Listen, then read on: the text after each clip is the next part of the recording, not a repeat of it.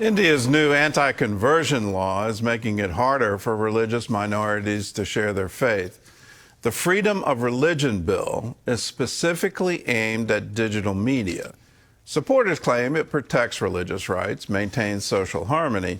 Critics say it stifles free speech and targets Christians.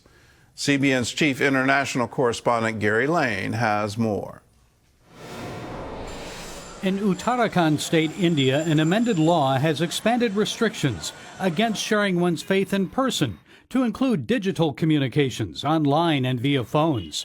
Global Christian Relief CEO Brian Orme believes this sets a precedent. It is alarming, and I would say it's definitely one of the most restrictive laws we've seen. It's targeting anyone who speaks out on to convert or share their faith. Christians in India are still trying to understand the law's implications. It could mean anything from sharing your testimony, sharing a Bible verse, talking about your own faith could be seen as heralding yours better than others, and you could be arrested without any other proof beyond that. Many pastors and evangelists are responding by removing their online content. They're scrubbing their YouTube channels, they're pulling down social media, and many of them are even contemplating whether they need to leave the state.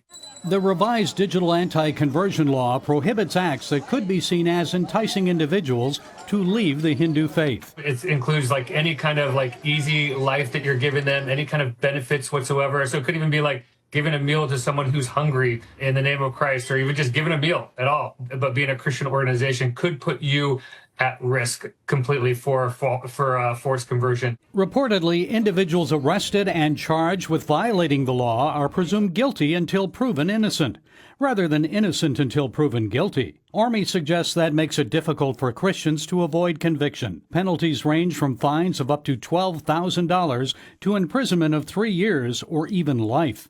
Additionally, the updated law prohibits claiming that one religion is superior to another and bans such digital content, labeling it propaganda. So what does that mean? Specifically, what is considered propaganda and who decides what is and isn't propaganda? That is the whole problem, Gary. And the propaganda could be defined as, again, just sharing your faith. And it really kind of explicitly says touting one faith above the other. And so who's to say, who's the judge of what that looks like?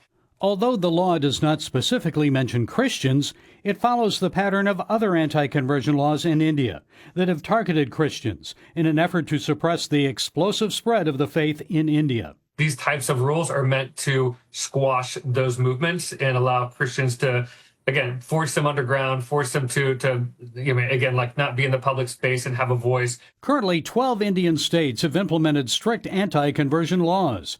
Orme predicts that Uttarakhand's amendment, extending the restrictions to digital media, is likely to set a precedent. I do believe that the other anti-conversion states will take this on, and again, we'll probably see another level of rising persecution, unfortunately, across India. Although sharing one's faith may be challenging for Christians in India, Orme remains confident that believers will continue to share the gospel message throughout the world's largest democracy. I think the church is having to be so much more cautious, so much more aware, but there's still a bold thread that is moving forward to say that these laws will not stop us from worshiping and expressing our faith freely. Increased persecution, often leading to greater church growth. Gary Lane, CBN News. Well, this has been a mark of the BJP party since they took power, and they did that over through the Congress party and all the way back in the 1990s.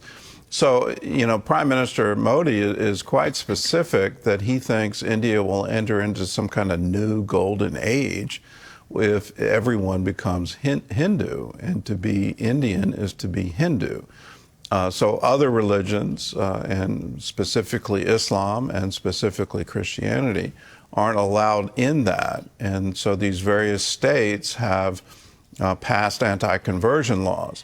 It's been a long critique of Christianity in India. They call converts rice Christians, that the only reason you converted is so that you can have enough food to eat.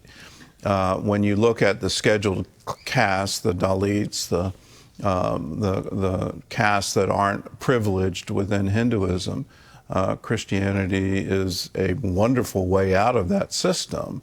But that is the counter that no, you're under Hinduism, you're born into that caste because you're supposed to suffer in this lifetime so you can be reborn in a better life in your next incarnation. All of it gets very tangled, but when you try to claim that you're a democracy and you have freedom of speech and you have freedom of religion and you're part of the civilized world, these anti-conversion laws are dead set against all of that. When China passed similar legislation, it signaled to the entire world, we're an autocracy. We're no longer anything other than that. If Modi comes through with this, again, it'll signal to the entire world it's an autocracy. Democracy is under attack, whether in India or in Europe or in Africa or in Latin America or right here in the United States. And we need to realize democracy is the clearest path to individual liberty. Freedom of conscience and freedom of religion are fundamental to that.